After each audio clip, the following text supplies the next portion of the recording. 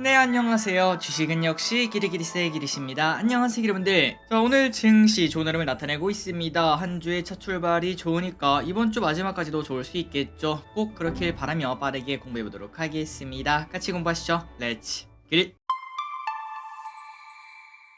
첫 번째 소식입니다. 이번 주 주요 일정부터 보도록 하겠습니다. 증시가 나름 빨갛게 올라오는 중에 이번 주 증시 이벤트에 눈길이 가고 있는데요. 가장 중요한 거는 바로 목요일 우리나라 시간 기준 목요일날 저녁에 CPI가 발표된다는 거 가장 중요할 것 같습니다. 여기에 따라서 또 금리가 올라가니 많이 그런 얘기가 나올 수 있겠죠. 그리고 내일은 JP모건 헬스케어가 개최가 되고 제롬 파월 연설이 있을 예정이라고 합니다. 참고하시면 될 것 같습니다. 마지막으로 목요일에는 방금 전에 말했던 그 CPI 가장 중요한 게 있고 카카오, 네이버, SM엔터 지분인수 제공 시 이것 또한 매우 중요한 소식이 되겠죠. 엔터주의 어떤 흐름이 나타날지 관심 있게 봐야 되겠습니다. 그리고 우리나라 옵션 만기이 있으며 또 이것도 무시할 수는 없습니다. 당연히 매우 중요할 것 같은데요. 최근 들어 삼성전자나 SK하이닉스가 쭉쭉 올라오고 있는데 과연 TSMC의 실적 발표가 어떻게 나올지 요 녀석의 실적을 한번 보고 또 반도체가 더 갈 수 있을지 생각을 해봐야 될 것 같습니다. 어쨌든 이렇게 빵빵한 이벤트가 몰려 있으니까 이번 주는 이런 것들을 참고하시면서 투자를 하시면 될 것 같습니다. 다음입니다. 이번 주 위중증 꺾이면은 실내 마스크 조정, 정기석 코로나 특별 대응 단장 겸 국가 감염병 위기 대응 자문위원장이 이번 주 위중증이 꺾이면은 다음 주에는 실내 마스크 조정 논의가 시작될 수 있다 이렇게 언급을 했습니다. 듣던 중 반가운 소리라고 볼 수 있겠죠. 마스크를 벗는 게 좋은 게 아니라 위중증 환자가 준다는 거, 확진자가 줄고 있다는 거 매우 반가울 것 같습니다. 보통 겨울하면 확진자가 늘고 좀 걱정이 많지 않았겠습니까? 그런데 겨울을 잘 지내는 모습을 확인할 수 있습니다. 다음입니다. 중국은 리오프닝 기대감 뿜뿜. 중국 관영 언론이 한국과 베이징 오가는 항공권 가격이 급등하고 있다 이렇게 말했습니다. 그만큼 수요가 폭발했다는 거겠죠. 주요 항공사의 직항편은 거의 매진 상태이며 인천 베이징까지의 운임은 1만 위안 약 183만원까지 올랐다고 합니다. 거리가 그렇게 멀지 않은데 100만원이 넘는다는 거는 진짜 비싸다고 볼 수 있겠죠. 작년 대비 몇 배나 오른 가격이라고 한데요. 그래서 이러한 분위기가 고조되고 비행기 대수를 슬슬 늘린다면은 오랜 적자에 늪에 빠졌던 항공사들, 면세점들, 이때까지 힘들었던 이러한 기업들이 이제는 회복할 수 있다 이런 얘기가 나온다고 합니다. 그나저나 올 여름엔 우리가 지금 생각을 해봐도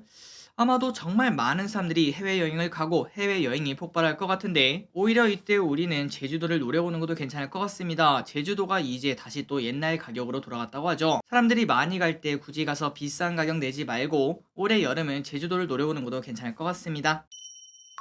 다음입니다. 레빗. 저 이게 뭔가 봤더니 삼성 자산운용에서 23년을 맞아 주목할 키워드로 레빗, 토끼를 제시를 했습니다. 이 레빗이 뭔가 봤더니 신재생 에너지, 인공지능, 채권, 일상회복, 인컴 창출, 기정학 이렇게 6가지의 앞글자를 땄다고 하는데요. 그래서 지금 보니까 뭐 신재생 에너지, 인공지능, 채권, 일상회복 이 4가지는 뭐 그럴 수 있다라는 생각이 드는데 야, 그런데 인컴 창출이랑 기정학은 조금 억지가 아닌가라는 생각도 조금 해봤습니다. 그나저나 여러분들이 다 보시다시피 기정학 이 말을 처음 들어보신 분들도 많으실 것 같은데요. 저끼리 또 이번에 처음 봐서 이게 뭔가 하고 찾아봤더니 기정학은 지정학 아시죠? 지정학적 리스크 이러한 얘기 많이 들어보셨을 겁니다. 이거와 조금 반대되는 개념이라고 볼 수 있는데 지정학은 거리가 가까운 나라끼리 으쌰으쌰 하는 거 그러니까 뭐 한국이랑 일본, 한국이랑 중국 이런 것들을 지정학이라고 하고요. 그런데 그 반면 기정학은 지리적이 아니라 기술적, 고로 기술을 보고 서로 이익이 되는 나라끼리 으쌰으쌰 하는 것을 기정학이라고 합니다. 그렇기 때문에 이제는 그냥 거리가 가깝다고 중요한 나라가 아니라 기술적으로 서로 도움이 되는 나라끼리 친해져야 된다. 이러한 개념이라고 생각하시면 될 것 같습니다. 어쨌든 이렇게 6가지를 관심 있게 보라고 하며 이 중에 채권이 포함된 게 조금 특이하겠죠. 경기 침체 우려에 따라 금리나 정책으로 돌아설 수 있다. 이러한 시각이 나오면서 올해가 아니더라도 무조건 내년에는 돌아올 거다. 이러한 얘기가 나오면서 장기채에 대한 관심이 늘고 있습니다. 기준금리 인상기가 끝나가면 끝나갈수록 장기물에 대한 관심이 갖는 게 유리하기 때문에 채권에 대한 관심이 갈수록 높아진다라고 볼 수 있겠죠. 여러분들 미리미리 채권 한번 공부해 보시는 것도 괜찮을 것 같습니다. 다음입니다. 요즘 대세는 무당. 뭔 소린가 봤더니 바로 전보는 무당이 아니라 무 플러스 당이었는데요. 제로 슈거라는 뜻입니다. 과거에는 제로 탄산이 엄청 유행했고 저 기릿과 히릿도 펩시 제로, 그 다음에 나랑드 사이다 이런 것들을 매우 좋아하는데요. 그런데 이제는 제로 소주가 유행을 하고 있습니다. 작년에 롯데 칠성 음료에서 꺼낸 처음처럼 새로는 큰 유행을 만든 바 있으며 이에 하이트 진로도 이제 드디어 진로 이즈백 무가당 제품을 출시를 한다고 하죠. 그러니까 가면 갈수록 우리가 먹는 제품에 당이 안 들어간 그러한 제품이 많아지는 걸 확인할 수 있는데 당연히 좋은 현상이라고 생각을 해볼 수 있고 개인적으로는 이러한 선택권이 생긴다는 거 그 자체가 매우 좋은 것 같습니다. 싫은 사람들은 그냥 원래 거 먹으면 되고 무가당을 먹고 싶다면 무가당 제품을 선택할 수 있다는 거 이 부분이 매우 좋다라고도 말할 수 있겠죠. 게다가 건강에도 당연히 좋을 거라고 볼 수 있기 때문에 만족스러운 현상이라고 볼 수 있습니다. 나중에는 무가당 치킨 이런 것도 나왔으면 좋겠네요. 다음입니다. 백종원 뺑라면 출시. 이마트와 손잡고 뺑라면을 출시했다고 합니다. 무려 1년간 연구를 했다고 하니까 맛이 진짜 궁금한데요. 이마트 매장과 더본마켓 온라인 사이트에서만 살 수 있으며 가격은 내봉 기준 3,980원이라고 합니다. 뭐 라면 치고 엄청나게 비싼 가격은 아니지만 그런데 이마트랑 뭔가 협업을 했다고 하니까 야, 뭐 PB 상품처럼 그렇게 싸게 나오는 거 아닌가 라는 생각을 했는데 그렇게 생각하면 조금 가격대가 있나 라는 생각은 해볼 수 있겠네요. 그런데 이런 가격에 이런 제품을 만들었다는 거는 절대 그냥 양산형 제품이 아니라는 거겠죠. 맛있을 거라는 의미가 될 수 있을 것 같습니다. 12일에 출시한다고 하니까 참고하시면 될 것 같습니다. 다음입니다. 역시 삼성전자 이름값 하네. 지난주 삼성전자가 유상증자에 참여하면서 급등한 레인보우 로보틱스 여전히 아직도 상승하는 모습 나타내고 있습니다. 최근 들어 지속적으로 상승인데 오늘 또 6%나 급등하고 있는데요. 그 영향인지 다른 로봇주도 계속 상승을 하고 있습니다. 게다가 이 와중에 삼성전자는 올해 로봇을 출시하겠다 이러한 계획을 밝혔으며 이 흐름은 전 세계적인 흐름이라고 볼 수 있겠죠. 삼성전자가 한다는 거는 모두가 따라온다라고도 말할 수 있습니다. 그리고 기름들 또한 저 자신에게도 꼭 말하고 싶은 거는 로봇은 절대로 단기로 볼 섹터가 아닙니다. 엄청난 급등이 나와서 야 이건 한 몇 년치를 반영했다 이런 생각이 나오지 않는 한 조금 올랐다고 팔 이유가 없다고 생각합니다. 그렇기 때문에 이 로봇 관련주는 길게 우리가 2차 전지를 생각해서 그 친구들 긴 시간 동안 얼마나 많이 올랐겠습니까? 그런 것처럼 팔 이유가 없다고 생각하며 결국 2차 전지가 오르기 시작한 거는 우리가 도로에서 전기차를 하루 한 대 이상 보는 그러한 시점 아니었겠습니까? 그런 것처럼 하루 한 번 돌아다니다 보면은 야 여기도 로봇이 있네 여기도 로봇이 있네 이런 얘기가 나올 때쯤 그때까지는 최소한 어떤 주식이 오를지 모르니까 여러 로봇 관련주를 같이 공부하면서 지속적으로 투자할 만한 섹터라고 생각하고 있습니다. 다음입니다. LG전자를 보도록 하겠습니다. 오늘 LG전자가 급등하고 있습니다. 그 이유는 증권사의 호평 때문이라고 한데요. 지난주 금요일날 실적 발표가 있었고 거기에서 영업이익이 91% 급감한 처참한 성적을 보여줬지만 그럼에도 올해는 다르다라는 이야기가 나오고 있습니다. 일단 작년 4분기 영업이익이 하락한 이유는 뭔가 글로벌 경기 침체 여파로 가전이 힘을 못 썼기 때문인데요. 하지만 올해는 물류비와 원자재 가격 하락으로 비용 부담이 감소했으며 그리고 전장 부품 사업의 매출 증가에 따라 흑자 구조가 지속될 전망으로 본다고 합니다. 그러니까 지금이 가장 어둡다는 거겠죠. 그래서 결국 가장 어두울 때가 동트 시즌이다 이러한 생각을 해볼 수 있는데 하지만 어둠이 길어질 수 있습니다. 그 시간은 우리가 쉽게 예단할 수 없겠죠. 진짜로 경기 침체가 세게 올 가능성도 분명히 있기 때문에 이런 것들을 전체적으로 고려해서 어떤 식으로 투자할지 한번 고민해보시면 좋을 것 같습니다. 다음입니다. 삼성 바이오로직스. 이번 주는 바이오에 대해서 중요한 이벤트가 많죠. 그렇다면 3반은 어떨까요? 일단 왼쪽에 보다시피 주가 흐름은 그렇게 뜨겁지는 않은 흐름인데 하지만 키움증권의 목표가 110만원을 유지를 했습니다. 지난해 4분기 매출은 전년 동기보다 무려 73% 늘어난 것으로 보이며 영업이익도 급등할 것으로 예측이 된다고 합니다. 다만 이 같은 실적은 이미 예견된 수준이라 특별하진 않다고 하는데 그럼에도 불구하고 올해 주목하는 이유는 안과 질환 치료제 루센티스 판매 및 자가 면역 질환 치료제 휴미라 바이오시밀러가 6월 말에 출시하기 때문이라고 합니다. 그리고 공장도 작년에 유지보수 및 증설 때문에 못 돌렸던 걸 올해 돌릴 수 있기 때문에 빠른 속도로 판매량을 늘릴 수 있다고 합니다. 과연 바이오가 다시 달릴 수 있는 23년이 될 수 있을지 3발을 통해서 공부를 해보시기 바랍니다. 다음입니다. NC소프트 차트를 보니까 뭔가 기대가 되네요. 딱 60일선에 걸쳐있는 걸 확인할 수 있는데 추가적으로 상승할 수 있을지 보도록 하겠습니다. 게임주는 최근 투자하기가 조금 어렵습니다. 게임이 나와도 재미가 없으면 크래프톤처럼 처참하게 하락하기 때문인데요. 그렇기 때문에 게임 출시 전에 매수해서 출시와 동시에 좀 매도를 하는 전략이 유효할 것 같은데 유진투자증권은 이 와중에 NC소프트에 대해서 목표가 56만원을 유지를 했습니다. 그렇다면 그 이유가 뭔가 바로 2분기에 TL이라는 게임이 출시가 되며 그리고 하반기에 다수의 신작이 출시하기 때문이라고 한데 그 이후의 흐름은 당연히 게임의 완성도에 따라 다르겠죠. 과연 NC는 과거의 명성을 찾을 수 있을지 지속적으로 체크를 해보고 그리고 2분기까지 주가가 오를 수 있을지 보도록 하겠습니다. 다음 소식입니다. 아바타2 역대 흥행 7위. 아직도 진행 중인 아바타의 흥행. 벌써 역대 7위까지 달성을 했다고 합니다. 참고로 원래 7등은 주라기 월드라고 하는데 그거를 뒤집었다는 거겠죠. 그래서 지금 벌어들인 돈은 2조 1322억이며 참고로 1등 기록인 아바타 1은 3조 6천억의 수익을 냈었다고 합니다. 진짜 대박이죠. 그리고 그때랑 지금이나 화폐 가치를 생각하자면은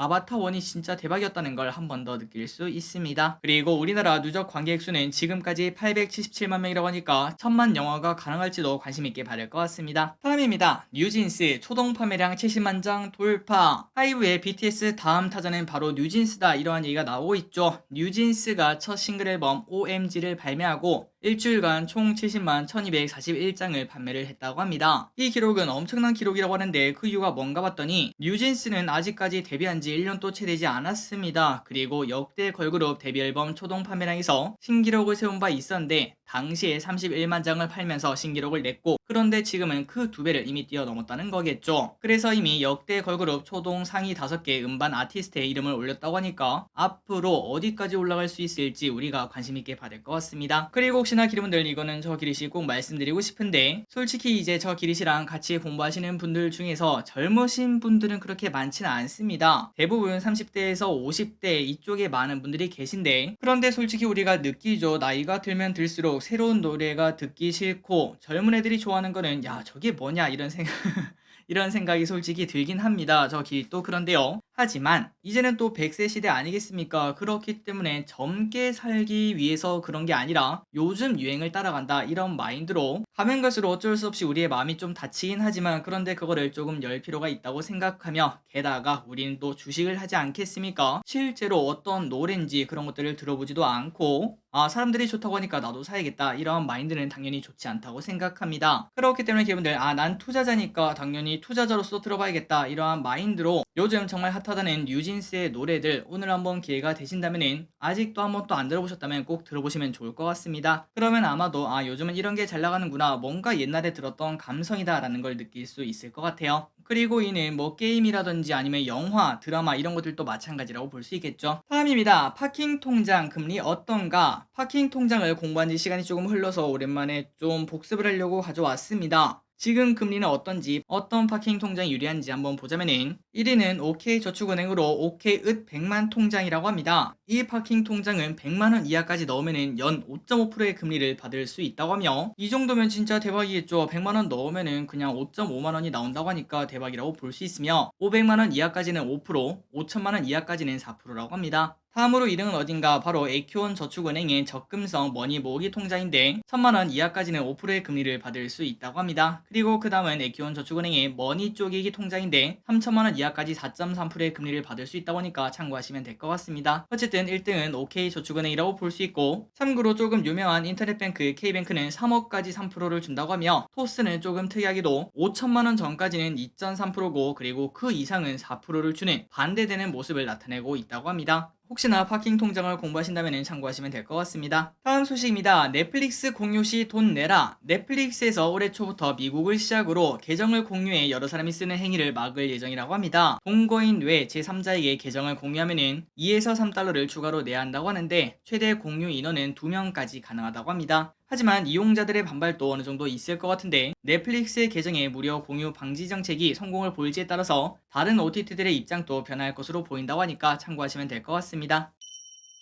다음입니다. 흑자 전환 기대. 글로벌 경기 침체에 따라 실적에 대한 눈높이가 낮아지고 있는 와중에 흑자 전환에 성공하는 섹터가 2개가 있습니다. 일단 첫 번째는 조선. 조선은 이미 3, 4년치에 해당하는 일감을 쌓아두고 있기 때문에 여유가 있으며 올해 글로벌 선박의 발주량은 감소하겠지만 하지만 이 와중에 강점을 가진 국내 조선사는 그 와중에서도 수주 기회가 충분하다 이렇게 분석을 한다고 합니다. 그래서 현대중공업, 삼성중공업, 현대미포조선, 대우조선해양, 한국조선해양 이렇게 5대 조선사가 흑자 전환할 것으로 기대가 된다고 하며 그리고 호텔과 레저는 지난해와 달리 관광이 늘어나면서 GKL, 제주항공, 롯데관광개발, 하나투어, 모두투어 등 이러한 기업들이 전부 다 흑자 전환에 성공할 것으로 보인다고 하니까 이런 것들을 참고해서 우리가 어디에 투자할지 고민을 해보시면 좋을 것 같습니다. 다음입니다. 지금 우리 학교는 재밌게 봤던 K 좀비물이죠. 넷플릭스에서 흥행을 한 바 있었는데 그런데 이 게임이 나온다고 합니다. 이게 바로 IP의 힘이라고 볼 수 있겠죠. 웹툰 만들고 소설 만들고 드라마 만들고 잘 나가면 또 게임 또 만들고 그리고 이렇게 여러 가지를 차를 만들 때 기본적으로 어떤 게 성공을 했기 때문에 만들겠죠. 그 말인즉슨 기본적인 펜이 분명히 있기 때문에 모든 것들이 중박은 친다라고도 볼 수 있습니다. 그러니까 하방이 닫혀있는 투자라고도 볼 수 있겠네요. 참고로 지금 우리 학교는 넷플릭스가 발표한 2022년 가장 많은 사랑을 받은 비영어권 작품 탑10에서 1등을 기록한 대작 작품이라고 하며, 그리고 이 게임은 올해 출시 예정이며 만든 게임사는 이키나 게임즈라고 합니다. 그나저나 이 드라마 시즌2는 언제 나오나? 바로 내년에 나온다고 하며, 참고로 24년에는 오징어 게임2도 나옵니다. 그렇기 때문에 올 여름쯤 관련주를 미리 공부할 필요가 있을 것 같습니다. 항상 이런 것들은 미리미리 공부를 해봐야겠죠. 다음입니다. 카카오페이 MSCI 편입 하나. 이맘때면은 항상 공부하는 MSCI, 2월 MSCI는 카카오페이가 편입이 예상이 된다고 합니다. 그래서 지금 차트를 보시면은 한 번, 두 번, 세 번째 뚫고 올라가려는 그러한 모습을 보여주고 있는데, 아마도 이 소식에 영향이 있다고 볼 수 있겠죠. NH투자증권에 따르면은 카카오페이의 유동시가총액이 편입 기준치를 상회했다며 주가가 15.5% 이상 하락하지 않으면 편입될 것으로 분석을 했다고 합니다. 그리고 편입 시 유입될 거래 금액은 825억 정도라고 하니까 참고하시면 될 것 같습니다. 추가적으로 하나 에어로스페이스도 편입 가능성이 있는데, 하지만 그렇게 높지는 않습니다. 혹시나 편입이 된다고 하면 336억의 규모가 된다고 하니까 이 부분 또 체크하시고, 그렇다 보니까 인덱스 효과는 크지 않을 것이라는 전망이 나온다고 합니다. 마지막입니다. 완충시 1000km 가는 토레스. 쌍용차에서 토레스 하이브리드 LPG를 출시했습니다. 완충하면은 1000km나 간다고 하는데요. 1000m 아닙니다. 오타입니다. 1000km입니다. 그런데 이 녀석의 특이한 점은 LPG만 넣는 게 아니라 가솔린도 같이 넣는 바이뷰얼 방식을 적용을 했다고 합니다. 그래서 이 차에는 가솔린 50리터가 들어가고 LPG 58리터가 들어가, 이 두 개를 전부 다 완충하면은 최대 1000km 이상 간다고 하니까 좀 특이한 차다라는 생각을 해볼 수 있겠네요. 판매 가격은 TL5는 3,130만원, TL7은 3,410만원이라고 하니까 참고하시면 될 것 같고, 바이뷰얼이라는 방식이 있다는 게 저 길이는 신기했습니다. 혹시 이 방식을 쓴 다른 우리나라 차가 있으면 알려주시면 감사하겠습니다. 자, 오늘의 공부 여기까지 끝났습니다. 항상 이렇게 같이 공부해서 진심으로 감사합니다. 지금까지 기리셨습니다. 빠이요.